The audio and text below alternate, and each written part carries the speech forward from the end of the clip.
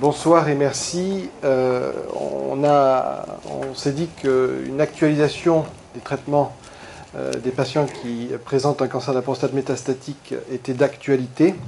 Donc je vais vous proposer plusieurs cas cliniques de situations classiques.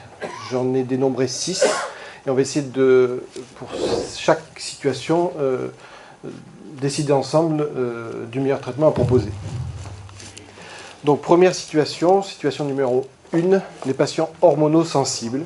Donc deux situations. La première, un patient de 55 ans, donc jeune, qui présente un cancer de la prostate d'emblée agressif avec des lésions osseuses secondaires, viscérales, PSA élevé et un OMS2.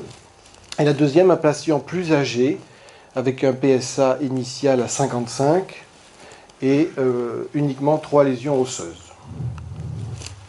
Comment traite-t-on ces patients? La première chose à essayer de bien voir, ce sont pour les patients hormonosensibles actuellement, à quelle médiane de survie est-on? Donc tiré du bras de contrôle d'un grand essai multicentrique international, l'essai STAMPEDE, le bras contrôle pris en charge par hormonothérapie seule montre, présenté à l'ASCO de cette année, une médiane de 42 mois pour les patients que l'on traiterait uniquement par hormonothérapie, prise en charge qui était la seule jusqu'à encore peu de temps. Et ceci, effectivement, dépendant de facteurs de risque du type le nombre de sites, les sites viscéraux pour le premier patient, plus mauvais pronostic, l'âge, plus mauvais pronostic, et l'OMS aussi, plus mauvais pronostic. Donc le patient numéro 1 a une médiane a priori inférieure à 42 mois, et le patient numéro 2 peut être supérieur à 42 mois. 3 études vont permettre de répondre à la première question pour le patient numéro 1, l'étude GETUC 15, CHARTID et STAMPEDE, qui ont évalué la place de la chimiothérapie chez les patients hormonosensibles en association à une hormonothérapie. L'étude première, l'étude GETUC 15, est une étude française qui était négative, qui est donc négative, publiée dans le Lancet Oncology de février 2013, avec, vous voyez, une médiane pour le bras contrôle de l'hormonothérapie de 54 mois, ce qui est supérieur aux 42 mois que nous avions vus, donc probablement une sélection de patients moins atteints que la médiane de STAMPEDE. Pas de différence donc avec le Taxotere. En revanche, est arrivé, publié à l'ASCO 2014, cette étude CHARTID, qui est donc évaluée chez des patients métastatiques non traités par hormonothérapie, avec une randomisation selon qu'ils avaient un volume tumoral élevé ou pas, volume tumoral élevé étant défini comme au moins 4 sites osseux avec une lésion en dehors du rachis et du bassin ou avec une lésion viscérale. Et l'on voit une différence nette, significative, très importante pour des patients qui ont un cancer de la prostate, avec plus d'1 an de médiane pour la population globale de différence, dans le bras Taxotere d'emblée. Avec, dans le sous-groupe, patients à haut risque, avec fort volume tumoral élevé, une différence encore plus marquée de 17 mois de différence, alors que les patients à faible volume, les médianes n'étaient pas atteintes, donc les données ne sont pas encore matures, mais ce n'était à ce jour pas significatif. Et vous voyez que les patients par hormonothérapie dans ce bras-là étaient de 32 mois. Et ils avaient le bras contrôle est de 44 mois. Donc les mêmes, c'est vraiment les patients de l'étude STAMPEDE de la médiane de patients traités par hormonothérapie seule. La différence entre les deux études sont principalement la différence de patients. L'étude GETUC 15 française avait recruté beaucoup moins de patients que l'étude américaine CHARTID. Avec, on voit aussi, uniquement 22% de patients dans l'étude GETUC 15 à haut risque versus 66%. Et donc vous avez vu évidemment une différence, donc ça a un impact sur la survie globale par hormonothérapie seule. Dernière étude, l'étude STAMPEDE, bras Taxotere plus hormonothérapie. Là encore une différence significative de 22 mois supplémentaires. Pas d'impact à noter pour l'acide zoledronique en association, pas d'impact sur la survie, a priori. Et donc à l'ASCO cette année, les auteurs, le présentateur a dit la chose suivante, il faut considérer le Taxotere comme étant le traitement à proposer à tout le monde, mais pas de publication, et non pas publication, pas de publication de cette étude encore, pas d'analyse en sous-groupe. Donc attention à mon sens pour l'instant à tout généraliser. C'est pourquoi le patient numéro 1, aujourd'hui, je proposerai un traitement par Taxotere Sicure, puis hormonothérapie associée d'emblée, puis poursuivie.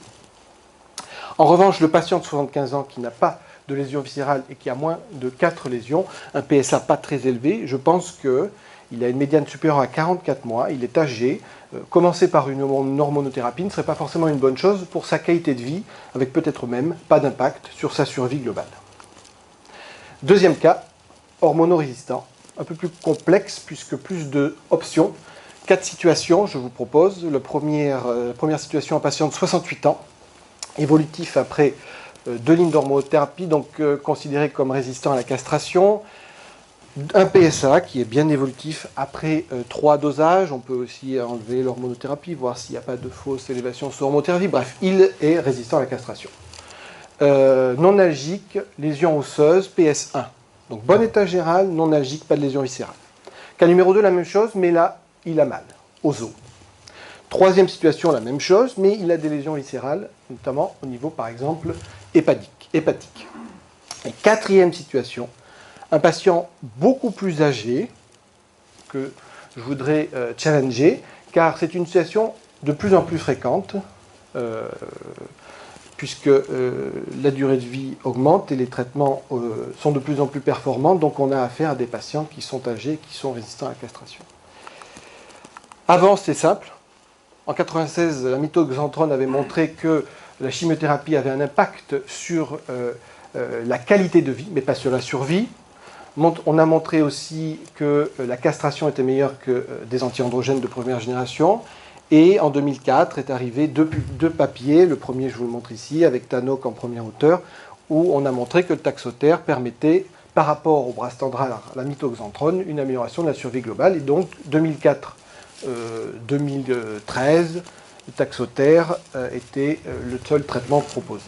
Maintenant, nous avons plusieurs possibilités. Nous avons l'acétate d'abiraterone, avec ce papier publié initialement dans le New England en 2013, données actualisées en février de cette année, donc chez des patients, je répète, chimio-naïfs, ils n'ont pas eu de chimiothérapie, ils sont résistants à la castration, ils étaient peu symptomatiques dans cette étude et sans lésion viscérale.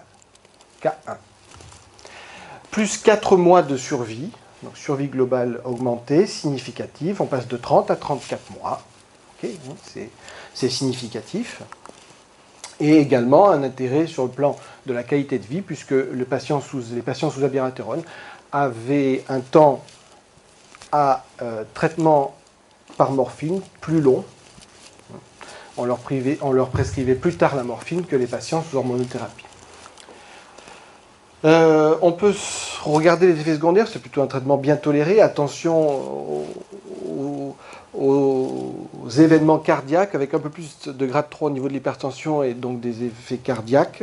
Il faut faire attention à ça. Et en gros, dans le bras placebo, les effets grade 3-4, il y avait 44% qui n'étaient pas liés au placebo, mais plus à la maladie évidemment. Ce n'était pas l'effet nocebo. Et donc on voit 54% dans le bras acétate d'abiraterone. Un patient sur 2 malgré tout. On a une situation possible aussi pour le cas numéro 1, c'est-à-dire des patients peu symptomatiques sans lésion viscérale. Cette immunothérapie, peut-être que tu en parleras, je ne sais pas. En tout cas, on éduque les cellules présentatrices du patient contre... On leur présente un antigène, on les injecte au patient pour que les cellules effectrices de l'immunité soient éduquées pour détruire les cellules cancéreuses. En gros, c'est ça, c'est une procédure qui dure 3 à 4 jours. Ces 3 injections coûtent 90 000 €, c'est disponible aux États-Unis, mais pas en France. Or, là aussi, 4 mois de survie globale augmentée, la FDA a accepté ce dispositif médical basé sur l'immunothérapie.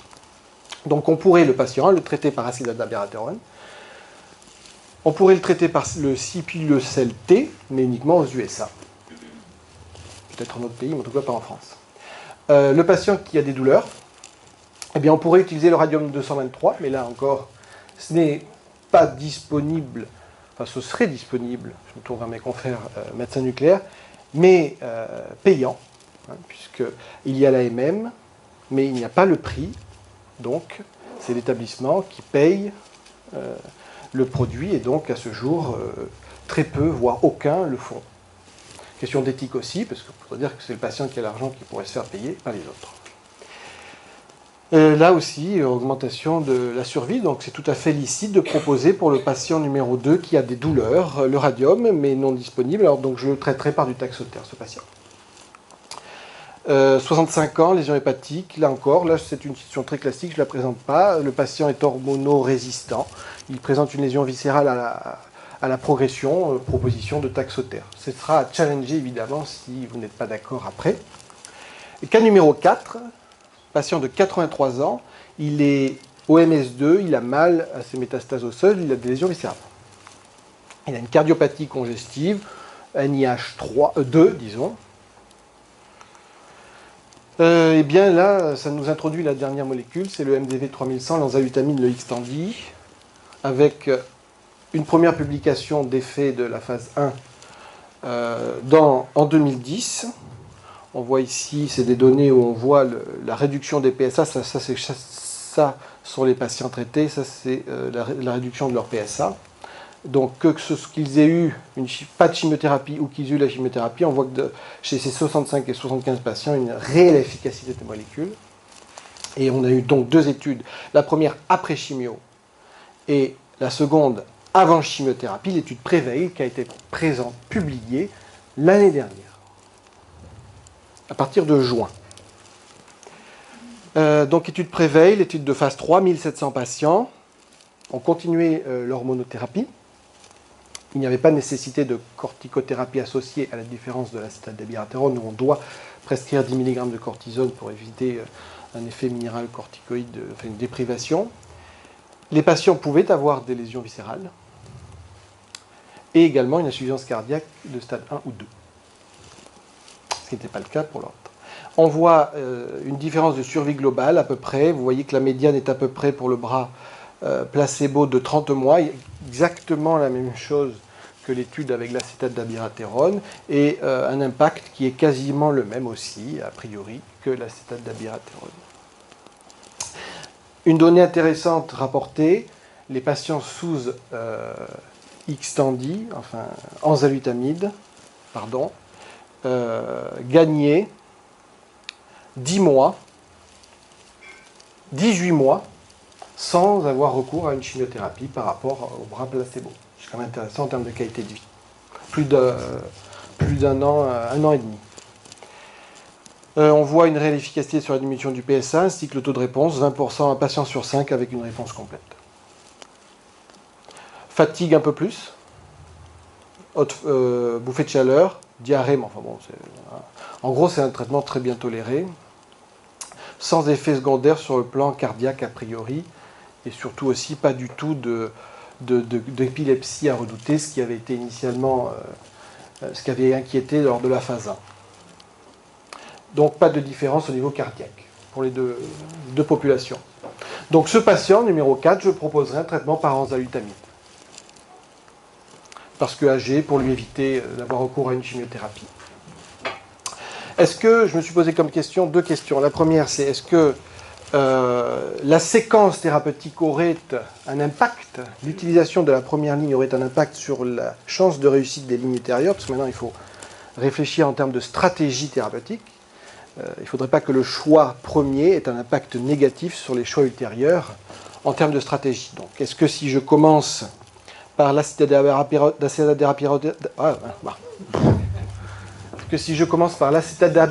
le Zytiga, je fais le Taxotere puis le Xtandi, est-ce que j'ai une chance d'avoir une efficacité avec le Xtandi? Et inversement, si je commence par le Xtandi, est-ce que je vais avoir une efficacité avec l'acétate d'abiraterone?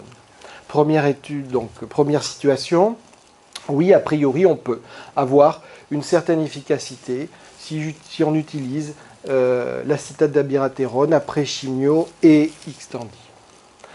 Deuxième papier aussi publié, mais bon, il ne faut pas s'attendre à quand même une diminution nette. Il y a quand même plus de patients qui sont résistants. Inversement, cette séquence-là, qui reste à ce jour la plus classique, eh bien oui, il semblerait qu'on peut avoir des résultats peut-être même plus intéressant que la séquence précédente, avec des patients que l'on arrive à récupérer en 3e ligne maintenant. Et donc, dans ce papier publié dans cette année dans The Prostate, a priori, la séquence, je commence par l'acétate d'abiraterone au taxotère ou taxotère abiraterone, n'a pas d'influence dans cette série-là. Y a-t-il des données qui nous donneraient la possibilité de ne pas prescrire les nouvelles hormonothérapies de génération, les hormonothérapies de nouvelle génération, et donc passer d'emblée à une chimiothérapie? Oui, on aurait ce facteur, le variant 7 du récepteur à l'androgène, qui confère de manière très nette une résistance à ces hormonothérapies. Vous voyez que les patients qui présentent ce variant ne répondent pas. Ceux qui n'ont pas ont plus de chances de répondre de manière très large. Il n'y a qu'un seul patient qui aurait répondu ici. Ce papier, je l'ai trouvé aussi très intéressant, car ce statut de variant 7 évolue au cours du temps et des traitements. Un patient qui était positif peut devenir négatif inversement. Voyez cette petite série de 14 patients où chaque couleur et chaque trait correspondent, donc un trait égale un patient, et chaque couleur a au type de traitement proposé. Regardez le patient numéro 2, on a commencé par de l'abiraterone, ensuite on lui fait l'enzalutamide, il devient résistant, point rouge. On fait le cabazitaxel, la chimiothérapie de 2e ligne que l'on peut utiliser désormais, et le patient redevient négatif au variant 7. Quid du rechallenging, donc des hormonothérapies après. Et également ce patient-là, qui reste positif, mais qui redevient négatif après taxotère. Donc pourquoi ne pas utiliser alors qu'on a commencé par l'enzalutamide, l'abiraterone, et peut-être qu'on va être efficace. Voire rechallenger l'hormonothérapie de première ligne. Enfin, dernière question, place du traitement local. On en discute de plus en plus en RCP parce qu'il y a de plus en plus de données basées sur des études rétrospectives qui tendraient à montrer que le traitement de la lésion primitive aurait un impact positif chez les patients métastatiques. Alors, il n'y a à ce jour aucune étude prospective. Ce serait basé... Bon, je vois 2 intérêts. Le premier serait pour traiter localement, donc éviter la progression locale qui peut avoir un impact négatif chez le patient. Et le deuxième, c'est plus théorique, c'est pour éviter que le nid premier ensemence des clones résistants sur d'autres sites tumoraux, et donc qui pourraient conférer une résistance au traitement. Alors, juste ce papier, il y a plusieurs papiers possibles, uniquement rétrospectifs, et c'est sûr, quand on voit ce papier, on voit que les patients qui ont été opérés vivent plus longtemps. Ceci dit, il s'agit uniquement de 74 patients sur 1538 patients. Donc attention, il n'y a que 5% qui représentent cette courbe. Donc soyons très très modérés si l'on propose un traitement local. À mon sens, en RCP, ce ne reste pas la prise en charge à proposer en première intention. Il y a donc des biais majeurs, il y a des résultats intéressants, mais qui nécessitent de savoir quel traitement local. Est-ce que je les opère ou est-ce que je fais une radiothérapie? Ensuite, quel type de radiothérapie? Donc il y a des essais prospectifs en cours et on attend les résultats. Et notamment cette étude, alors je ne sais pas si elle va être disponible, qui semble très intéressante car étude de phase 3, patients hormonaux naïfs, place de la radiothérapie locale, place de la séquence taxotère ou acétate d'abiraterone, donc vraiment une étude qui semble novatrice car elle pose plusieurs questions et on va vraiment avancer, c'est challengeant, il y a beaucoup de données maintenant. Je vous remercie.